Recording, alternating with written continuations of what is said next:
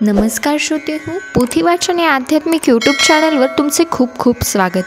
आजपासून आपण मार्गशीर्ष महिन्यानिमित्त श्री दत्तगुरूंच्या कथाला सुरुवात करणार आहोत।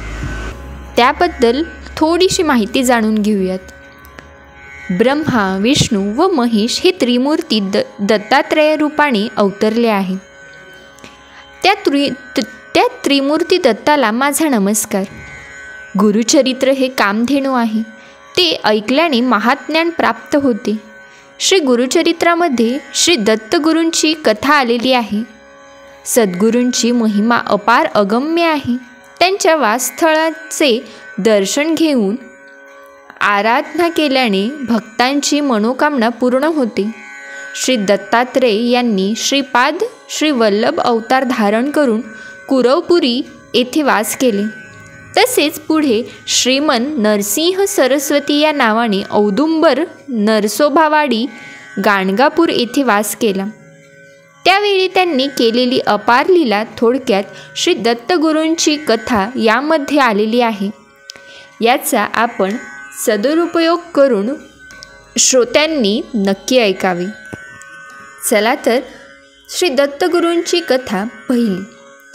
या कथेमध्ये त्रिमूर्ती श्री दत्त अवतार याचे वर्णन केले आहे। चला आता कथेला सुरुवात करूयात। श्री गणेशाय नमः। अत्री ऋषीची पत्नी अनुसूया ही महापतिव्रता होती। तिच्या पतिव्रत्य प्रभावाला भूदेवी सुद्धा थराथरा कापत होती। सर्व देव घाबरून त्रिमूर्तींना शरण गेले। तेव्हा ब्रह्मा, विष्णू, शिव तिचे सत्व भंग करण्याकरिता यतिवेशाने तिच्या आश्रमी आले। अत्रिमुनी अनुष्ठानाला नदीवर गेले होते। अनुसूयाने आलेल्या अतिथींचा सत्कार केला। ते म्हणाले, आम्हाला इच्छा भोजन वाढ। अनुसूयाने संमती दिली। नंतर अतिथीने, तू वस्त्रहीन होऊन आम्हाला भोजन वाढ, नाहीतर आम्ही परत जातो असे म्हणून सांगितले। पतिव्रता अनुसूयेने मनामध्ये पतीचे ध्यान करीत, हे अतिथी माझे पुत्र आहेत असे मनात समजून पती पादोदक त्यांच्यावर सिंचन केले। तोच ते बालक रूपाने आसनावर लोळू लागले। तिने त्यांना मांडीवर घेऊन स्तनपान करविले। इतक्यात अनुष्ठानाला गेलेले अत्री महामुनी आश्रमाला आले। त्यांनी ज्ञानदृष्टीने ते त्रिमूर्ती आहेत म्हणून ओळखले व नमस्कार केला। तेव्हा ते निजरूपाने प्रकट होऊन इच्छा वर मागण्यास सांगितले। त्यावर अनुसूयेने तुम्ही माझे पुत्र व्हावे म्हणून मागितले।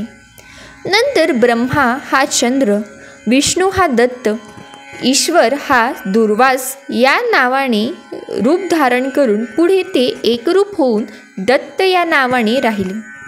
हा दत्तप्रभूच गुरु परंपरेचा आदिपुरुष आहे। नामधारकाला ही पवित्र कथा ऐकून आनंद झाला व आणखी श्री गुरु चरित्र ऐकण्याची उत्कंठा झाली। ते सिद्धमुनींनी श्री गुरूंचे पुढील अवतार सांगितले। श्री दत्तात्रयाचा जन्म मार्गशीर्ष महिन्यातील पौर्णिमेला झाला। त्या दिवशीच आपण दत्त जयंती साजरी करतो। ही कथा इथेच पूर्ण झाली। पुढे श्री दत्तात्रयाचा दुसरा अवतार श्रीपाद श्री वल्लभ याबद्दल जाणून घेऊयात। श्री दत्तात्रयाय नमः।